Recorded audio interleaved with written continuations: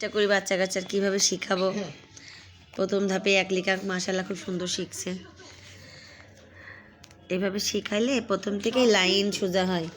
নাও বাবা, আমিও চেষ্টা করি। এখানে এখানে এখানে এখানে আগে এখানে সুন্দর দেখো, খাতা ঠিক করো। হ্যাঁ নাও, এবার লেখো, এক লেখো, খুব সুন্দর করে লেখো, খুব সুন্দর করে লেখো, খুব সুন্দর। ওয়াও, আবার লেখো এক। ওয়াও, খুব সুন্দর। উৎসাহ দাও, একটু উৎসাহ দিলে।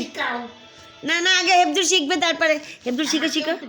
আজকে সব ঘরে এক মাশাআল্লাহ। সবাই বাবুর জন্য দোয়া করবেন, সবাই কমেন্টে মাশাআল্লাহ বলবেন। খুব লেখো, সুন্দর করে লেখো, সুন্দর করে লেখো, একটু সুন্দর করে লেখো বাবা।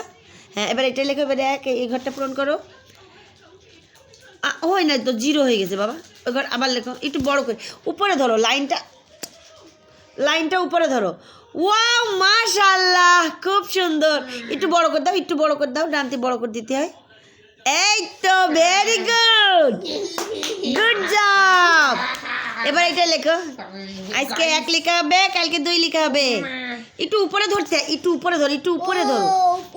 হ্যাঁ, ও উপরে। ও তো 10 হয়ে গেল। 1-0-10। এই তো হয়েছে।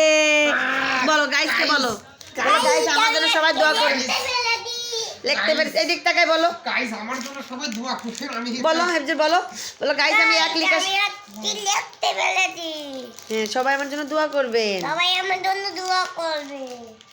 দেখি তাকাও, সবাইকে বলো। আমি বাবু। বলো তোমার ফার্স্ট, এদিক তাকাও, বলো ফার্স্ট এক লেখার অনুভূতি জানাও, সবাইকে অনুভূতি জানাও। তোমার কেমন লাগছে? খুব সুন্দর লাগছে। খুব সুন্দর লাগছে।